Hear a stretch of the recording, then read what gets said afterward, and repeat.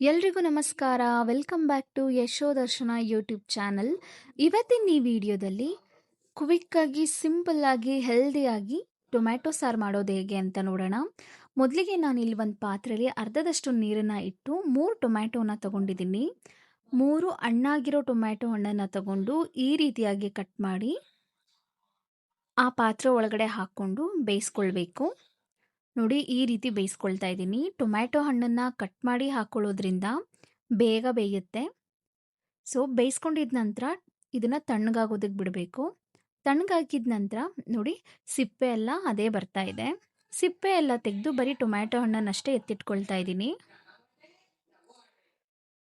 ಚೆನ್ನಾಗಿ ಬೇಯಿಸ್ಕೊಳ್ಳೋದ್ರಿಂದ ಟೊಮ್ಯಾಟೊ ಹಣ್ಣಿನ ಸಿಪ್ಪೆ ಈ ರೀತಿ ಈಸಿಯಾಗಿ ಬಂದ್ಬಿಡುತ್ತೆ.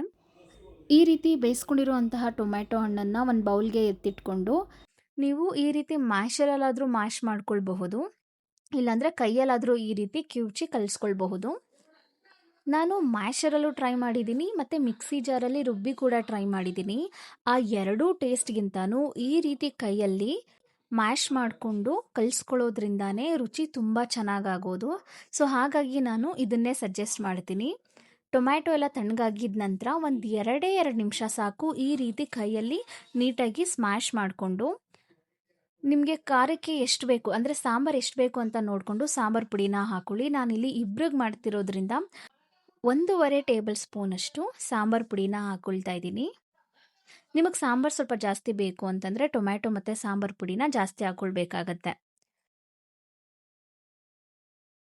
ಇವಾಗ ಸ್ಟವ್ ಆನ್ ಮಾಡಿ ಒಂದು ಬಾಣಲಿ ಇಟ್ಟು ಎಣ್ಣೆ ಬಿಸಿಯಾಗಿದ ನಂತರ ಸಾಸಿವೆ, ಜೀರಿಗೆ, ಒಣಮೆಣಸಿನ್ಕಾಯಿ, ಕರಿಬೇವಿನ ಎಲೆನ ಹಾಕ್ಕೊಂಡು ಒಂದು 10 ಸೆಕೆಂಡ್ಸ್ ಈ ರೀತಿ ಬಾಡಿಸ್ಕೊಂಡು ಸಾಂಬಾರು ಪುಡಿ ಮತ್ತು ಟೊಮ್ಯಾಟೊ ಪೇಸ್ಟನ್ನು ಹಾಕ್ಕೊಂಡು ಕನ್ಸಿಸ್ಟೆನ್ಸಿ ಚೆಕ್ ಮಾಡಿ ನೀರನ್ನು ಹಾಕ್ಕೊಳ್ಬೇಕು. ಲಾಸ್ಟಿಗೆ ರುಚಿಗೆ ತಕ್ಕಷ್ಟು ಉಪ್ಪನ್ನು ಹಾಕಿ ಒಂದು 5 ನಿಮಿಷ ಕುದಿಸ್ಕೊಳ್ಬೇಕು. ನೋಡಿ, ನಿಮಗೆ ತೆಳು ಬೇಕು ಅಂದರೆ ತೆಳುವಾಗಿ ಮಾಡ್ಕೊಳ್ಬಹುದು. ನಾನು ಸ್ವಲ್ಪ ಮೀಡಿಯಮ್ ಆಗಿ ಗಟ್ಟಿಯಾಗಿ ಮಾಡ್ಕೊಳ್ತಾ ಇದ್ದೀನಿ. ತುಂಬ ಚೆನ್ನಾಗಿರುತ್ತೆ ಟೊಮ್ಯಾಟೊ ಸಾರು. ಇನ್ ಕೇಸ್ ನಿಮಗೆ ಅಡುಗೆ ಮಾಡ್ಕೊಳಕ್ಕಾಗ್ತಾ ಇಲ್ಲ ಅಥವಾ ಹೊರಗಡೆ ಹೋಗಿನೂ ತಿನ್ನೋದಕ್ಕೆ ಮನಸ್ಸಿಲ್ಲ ಅಂತಂದರೆ ಒಂದು 5 ರಿಂದ 10 ನಿಮಿಷದಲ್ಲಿ ಈ ಸಾಂಬಾರನ್ನ ಮಾಡ್ಕೊಳ್ಬಹುದು.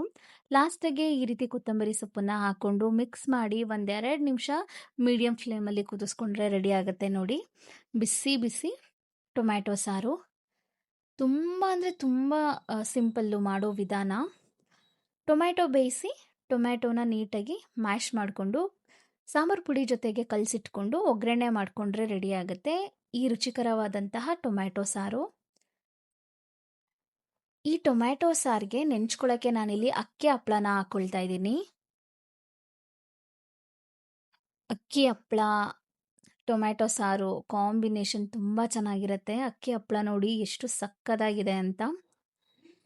ಬಿಸಿ ಬಿಸಿ ಅನ್ನಕ್ಕೆ ಈ ಥರ ಸಿಂಪಲ್ಲಾಗಿ ಮಾಡಿರುವಂತಹ ಟೊಮ್ಯಾಟೊ ಸಾರು, ಹಾಗೆ ನೆಂಚ್ಕೊಳ್ಳೋದಕ್ಕೆ ಅಕ್ಕಿ ಹಪ್ಪಳ, ಇದಿಷ್ಟು ಇದ್ದರೆ ಸಾಕು, ಅವತ್ತಿನ ಊಟ ಕಂಪ್ಲೀಟ್ ಆದಂಗೆನೆ ಲೆಕ್ಕ. ಅಷ್ಟು ಚೆನ್ನಾಗಿರುತ್ತೆ ರುಚಿ ವೈಸು.